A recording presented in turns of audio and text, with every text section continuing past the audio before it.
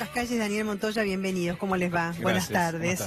Bueno, vamos a hablar de la caída que ha tenido, ¿no? El crecimiento económico que ha sido sustancial del mes de mayo, del 5,8%, ¿no? Sí, ¿A qué lo atribuyen? Porque, bueno, hubo sequía, la crisis cambiaria. Y bueno, un poco una sumatoria de factores, lo que acabas de decir, la volatilidad cambiaria, el alza de las tasas de interés y una caída de ventas que ya venía de hace rato, digamos, por lo menos nosotros en CAME lo venimos midiendo desde enero, que está la actividad PYME cayendo, sobre todo comercio, e industria, estos 2 meses empezamos a tener caída luego de 10 meses que habíamos tenido alza en la actividad industrial PYME. ¿A qué lo atribuís principalmente? Porque tengo entendido también, por ejemplo, la ganadería cayó un 35%, que es muchísimo, la cosecha de soja también anduvo mal. Mira, acá aparece un tema como que es una gran novedad, que es este tema de la caída del 6% que anunció el propio INDEC, los datos oficiales, pero este ya es un problema que se está convirtiendo en crónico. Si vemos los años pares, 2014, 2016 y este ahora que prácticamente está ya promediando la mitad del año, vemos que la industria ya viene sufriendo problemas y especialmente el sector PYME, problemas que ya son, digamos, que amagan a ser crónicos. Inclusive si uno se digamos, remonta a lo que fue una década de expansión industrial como fue 2004-2014, uno ve que el sector PYME en particular está arrastrando algunos problemas. En la subida, el sector industrial en el agregado creció en esa década alrededor de un 50%, el sector PYME, de acuerdo a estimaciones de los propios observatorios del sector, un 2%, un 5%, y en la caída el sector PYME ha tenido caídas más profundas. En el momento que la industria en el agregado estaba cayendo un 5%, el sector PYME caía un 10%. Entonces vemos que hay que ponerle una lupa, en especial más allá de esto, que en el caso de crisis financiera ya había tenido la industria un golpe parecido con la crisis financiera de 2009 en el agregado, pero yo creo que hay que poner una lupa muy especial sobre el sector. Claro, PYME. la que en 2009 fue la crisis financiera internacional, recordemos todo, ¿no es cierto? Hipotecas basura y demás, ¿no es cierto? A ver, sí. En especial es devastador para el sector PYME, digamos, la inflación tiene un efecto devastador en particular. Eso lo podés decir vos, ¿no? Sí, desde ya que es así, la inflación, de hecho ahora la suba de costos que hemos tenido, no hemos podido trasladar esa suba a los precios, la mitad de las pymes absorbieron eso, claro. y la pauta nos indica... A pérdida, claro, solamente 1/3 de las pymes están con utilidad, el resto están o neutros o con pérdidas, así que es muy cierto, la inflación nos erosiona muchísimo. Pero hay otro tema que también es importante, que es la carga impositiva, ¿no? Nosotros medimos medido en términos del PBI, en el 2002 era más o menos 16 puntos del PBI, que es todo lo que produce un país, y hoy estamos 32-33%. Es decir, se duplicó la carga impositiva, y no es solo la nación, provincias y municipios también, y eso hace que las pymes tengamos un sobrecosto enorme, que bueno, es muy difícil en este momento de retracción, de afrontar la carga impositiva con una retracción de las ventas. ¿No inyectaron para ustedes 30.000 millones de pesos o por lo menos? Sí, hay una inyección con unas tasas subsidiadas, entre comillas, al 29%. Claro, con los cheques. Claro, lo que pasa es que igual hay que pagar un 29% de tasa anual. Es alta todavía. Es alta, claro, porque nosotros no podemos aumentar nuestros precios a ese nivel. Entonces, con rentabilidad muy escasa. El otro día leí un artículo muy interesante de un economista que hablaba de que el país tiene un fondo monetario que ante crisis viene a ayudarlos. Las pymes no tenemos un fondo monetario, es decir, necesitamos algún tipo de asistencia en estos periodos de sequía para pasar el bache y seguir adelante después, porque una pyme que cierra después es muy difícil reconstituirla, ¿no? Claro, pero el movimiento del sistema financiero tuvo un crecimiento del 10%. El sistema financiero tuvo ganancia en estos primeros 6 meses de 50.000 millones de pesos. Claro. Y tuvo un crecimiento, como bien decís, Belén, del 10%. Sí. Mientras que el resto, bueno, estuvimos para atrás, digamos, ¿no? Sí, a ver, porque hubo una inflación del 3,7%, ¿no es cierto?, en el mes pasado. ¿Qué puede pasar en los próximos meses con recesión, con un congelamiento de la economía, enfriamiento, llamémoslo? Bueno, mira, los pronósticos más optimistas que uno está viendo de los economistas están proyectando un índice de inflación para el año próximo de un piso de un 30%. En este caso, este año vas a estar seguramente pisando el 40%, algo parecido. ¿Al 40%? Y claro, pues algo parecido a lo que ocurrió, el efecto devaluatorio. Venimos... el 2016. Venimos con esta especie de jorobas de camello en los años pares, 2014, 2016, 2018, que coinciden justamente, lo que decía recién, con estas caídas que ha tenido el sector, digamos, industrial en general. ¿2014 cuánto fue? Y en 2014 tenías una devaluación del 50% con una inflación del 40%.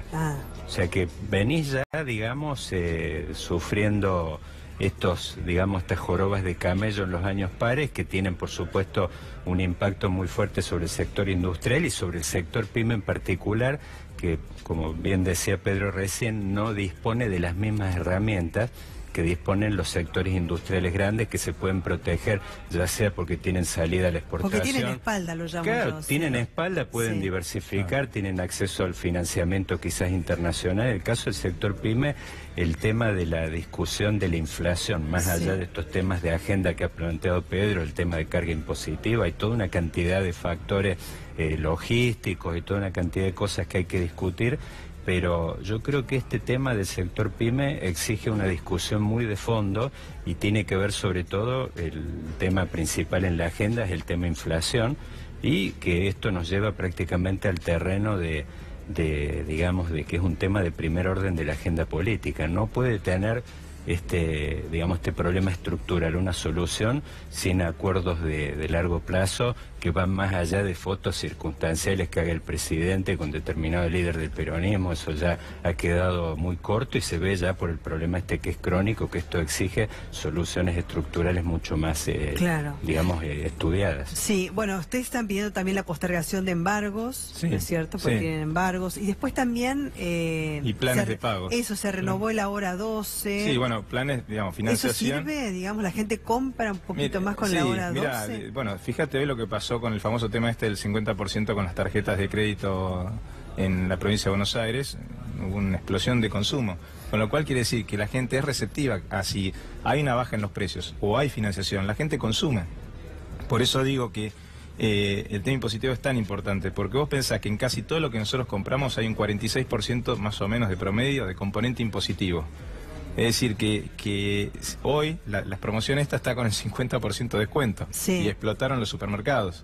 Es decir, si nosotros pudiéramos vincular de alguna manera que la gente bancarice, pues eso es otro tema. Sí, la bancarización. Me contás ahora porque Carla Revillo me está llamando, ¿no? De Villa Maipú, porque cerraron una fábrica dedicada a la gráfica, suspendieron un turno y por ello echaron a 3 empleados. Se encuentra en una situación absolutamente crítica porque no puede pagar las cuentas. Carla, buenas tardes.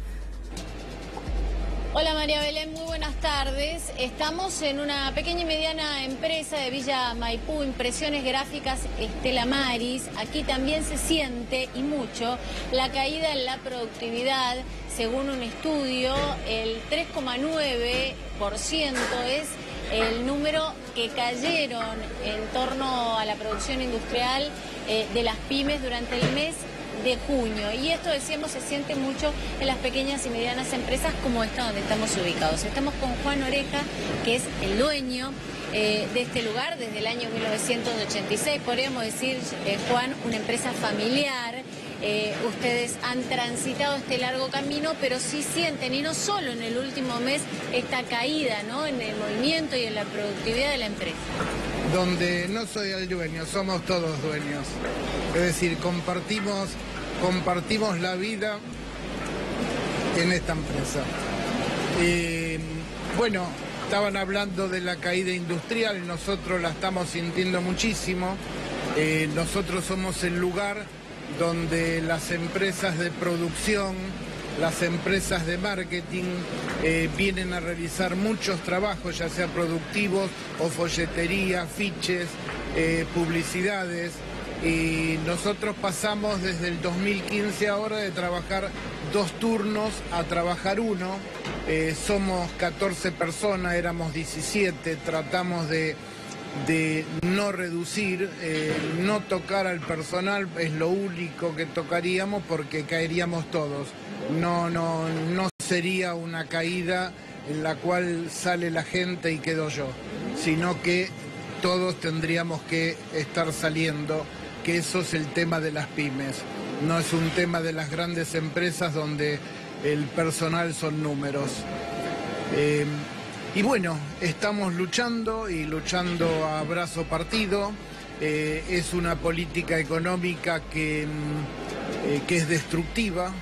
Se tienen que cambiar las reglas de juego y las reglas de juego se cambian haciendo una reunión entre todos los sectores productivos, sindicales, de gobierno, de oposición, y hacer una política, crear una política de Estado. No hay una política industrial desde hace años. Hubo crecimiento industrial en la década pasada, un gran crecimiento industrial, pero no una política industrial. Y una política industrial lleva a que si alguien compra una máquina no le traigan después el producto de China con sus productos, y entonces la máquina la enfunda. Tiene que haber una política para toda la vida y haciendo cambios en la medida que sea necesario. Parte de esa política, Juan, es reducir la presión impositiva que sin duda ahoga a las empresas, porque se habla de que el 46% de lo que entra va destinado al pago de impuestos. El tema impositivo, hay que hacer una reestructuración de los impuestos. Hay que hacer una reestructuración, hay que hacer una segmentación de las pymes. No es lo mismo una pyme con 10 personas que una pyme con 150, son situaciones distintas. Es muy distinto una pyme como la nuestra, que en realidad es una empresa de servicios, porque hacemos el servicio de impresión, a una empresa que vende productos de consumo masivo. Son situaciones totalmente distintas y es necesario sentarse y hacer una política de Estado, lo vuelvo a repetir. Si no, de esto no se sale. Esto es totalmente destructivo y lleva a un tema las pymes, que somos el 75%, ocupamos el 75% de la fuerza productiva y el 94% de la producción en nuestro país, y estamos siempre ahí viendo a ver si nos dan un plan de pago. Nosotros no necesitamos plan de pago, moratorias, no, lo que necesitamos es una política coherente y que haya consumo interno, que haya ventas. Hoy en día, Juan, ustedes contaban, muchas veces tienen que decidir si pagar los impuestos o pagarle al personal. Por supuesto, somos muchos las pymes que estamos dejando de pagar los impuestos para pagar al personal. Y eso también es un perjuicio para el Estado, porque el Estado se va desfinanciando. Es decir, no tiene sentido, y al mismo tiempo, cuando yo hablaba de que nos tenemos que sentar, tienen que poner a gente de las pymes que sepan de la realidad pyme. Los funcionarios pymes no conocen la realidad de lo que es una pequeña y mediana empresa. En ciencias económicas todavía se sigue enseñando con sistemas de hace 40 años donde no saben qué es una pyme. La pyme la distinguen por el monto de facturación o la cantidad de empleados. No saben lo que es estar luchando para pagar un viernes la quincena, para cubrir el banco. Hay cuentas embargadas en los bancos. La FIP embarga, y si embarga dejamos de pagar. Es un círculo vicioso. Parecería que lo único que quieren cobrar son intereses, y esto desde siempre la FIP se manejó de la misma manera. Nosotros tenemos la cuenta embargada. Con la cuenta embargada no sos sujeto de crédito. Entonces lo que te pagan tenés que ir a cambiarlo a las financieras a otras tasas. Gracias, Juan. Bueno, la situación de la que daba cuenta Juan Oreja, el titular de esta empresa de impresiones gráficas, una situación que se replica en tantas otras pequeñas y medianas empresas que registraron en el mes de junio una caída del 3,9%. Muchas gracias, Carla. ¿Te viste reflejado en Sí, totalmente. esa situación? Sí, Juan explicó clarísimo lo que nos pasa a las pymes. Me quedo con una frase que dijo: la política de Estado, ¿no? Generar políticas de Estado que beneficien a las pymes, porque en realidad, como bien decía él, somos más del 70% del empleo privado de la Argentina. Y si a través de los distintos gobiernos podemos tener políticas de Estado que apoyen a las pymes, vamos a tener un país próspero, que es lo que pasa en todo el mundo, no es nada nuevo esto. Entonces la verdad que me vi totalmente reflejado, no solamente quien te habla, sino creo que muchísimas pymes, por la situación difícil que estamos pasando y como bien decía él, cuando escasean los fondos lo primero que uno deja de pagar son los impuestos y lo que más prioriza es pagar los sueldos, claro. Porque lo último que uno quiere dejar es un colaborador en la calle, ¿no? Entonces realmente siempre las pymes primero priorizamos el trabajo, no de ahora, de siempre. Por eso las pymes no estamos. El otro día un periodista me preguntaba, ¿y cómo ves las letes o la bolsa?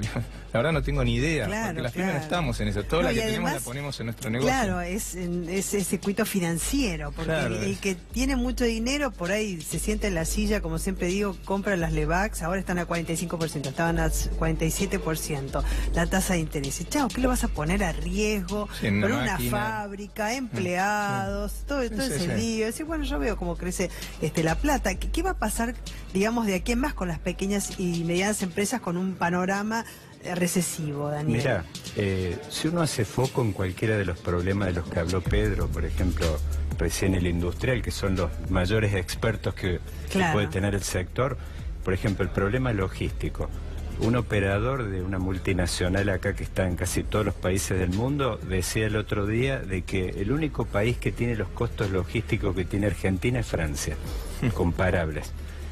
Si uno hace foco en eso solamente, uno ve de que cualquier solución a los problemas estructurales que tiene el sector pasan por acuerdos que por supuesto Juan llamó políticas de Estado, yo podría llamarle acuerdos políticos. Lamentablemente el gobierno perdió las dos grandes oportunidades que tuvo, que fue el espaldarazo electoral de 2015, el del año pasado de 2017, para, con la unción esa de las urnas, ese impulso, haber convocado a los sectores, a todos los sectores, digamos, económicos, políticos, a un acuerdo para... El acuerdo nacional ahora llamó, pero no quieren ir algunos. Y es que lo que pasa... Si no me hago cargo yo también, me dicen acá, sentaditos, ¿no? Si no me toca hacer cargo yo del costo del acuerdo con el fondo, del ajuste... Lo que pasa es que ya estás a un año prácticamente, ya la agenda está absorbida por la dinámica electoral, y además es difícil cuando uno está en debilidad política, es difícil, por ahí uno no tiene la espalda para hacer la convocatoria. Habrá que esperar el próximo turno. Mientras tanto, por supuesto, un poco yendo a los temas que planteaba Pedro recién, por supuesto el gobierno tiene herramientas para administrar paliativos. Hay una buena noticia respecto al sector, que es la designación de alguien en el Ministerio de la Producción, que yo lo conozco mucho, que Dante Sica, es un hombre... conoce mucho la problemática, pero por supuesto la solución de cualquiera de estos problemas de fondo excede la competencia de cualquier funcionario. Muchísimas gracias a los dos, muy amables. Le tiraron un ladrillazo, había estacionado en